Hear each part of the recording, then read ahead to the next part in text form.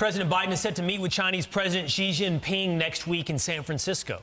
And as their reunion gets closer, the city of San Francisco is getting cleaner. Governor Gavin Newsom admitting that the costly California cleanup is all to impress the world leaders. I know folks say, oh, they're just cleaning up this place because all those fancy leaders are coming into town. That's true, because it's true. But it's also true for months and months and months prior to APEC, we've been having different conversations.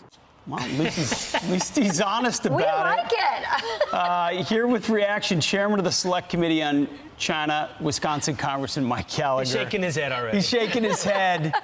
Take it wherever you want. I mean, so you've got the implications of the meeting, and then you've got Gavin Newsom trying to suddenly play cleanup for his buddy Xi Jinping. Well, let's start with Newsom. That's too ridiculous to let go by uncommented. But for years, San Francisco residents have had to put up with rampant homelessness, open-air drug use, assaults, and feces-lined streets, all in the name of some twisted progressive notion of equity. But suddenly, when a genocidal communist dictator comes to town, the ideas of equity suddenly vanish and the streets get cleaned up. Point. That's very weird. What kind of message does that send? It means California politicians like Gavin Newsom know San Francisco is an embarrassment, and they don't care about the residents. They only care about impressing Xi Jinping. If it weren't so sad, it would actually be funny. And of course, Newsom just went to Beijing to preach the gospel of climate change. It was a very ridiculous trip. And I fear that some of the reason we're seeing this softening of Biden's approach on China is actually because he fears these ambitious progressive politicians like Newsom, who obviously want his job. Yeah. Well, no one's been following China in Congress, I think, closer than you, Congressman. And I'm just curious, as you look at what's happening, just internationally, globally, the wars, and everything else, including this visit. If you're Xi Jinping, what is this moment in time? I mean, don't you need to, if you're going to make your move, and we know they have these kinds of very big, ambitious, they want to be the global leader in the world. They want to take on America. Isn't now the time?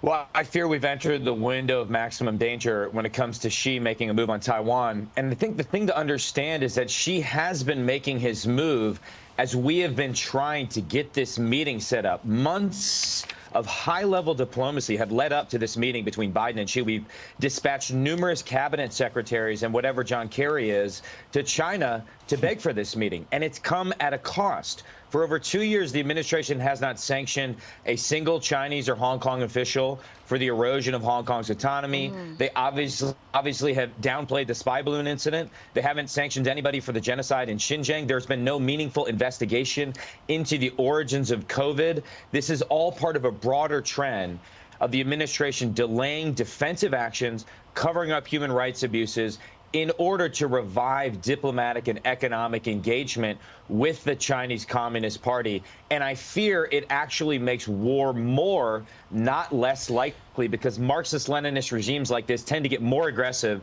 the more you accommodate them.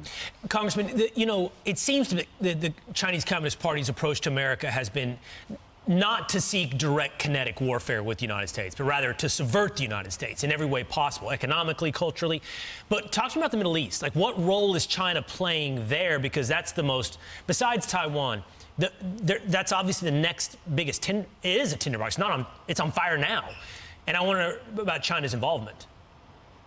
At the most obvious level, China has massive energy needs, and they've been the biggest purchaser of Iranian oil for a while now. And so having hydrocarbon clients that they can control is a practical economic priority. At a broader level, their goal is always, in the Middle East and other regions, to undermine American leadership. So by not criticizing Hamas, by driving a wedge between America and our traditional Sunni Arab Gulf allies, they can undermine our leadership in the region. And I think chaos just benefits them and hurts our ability to advance our interests. Yeah, well, we're going to have to bring you back, because what's happening with China in Latin America is another thing that we are just not talking enough about. We got to bring you back to talk about that.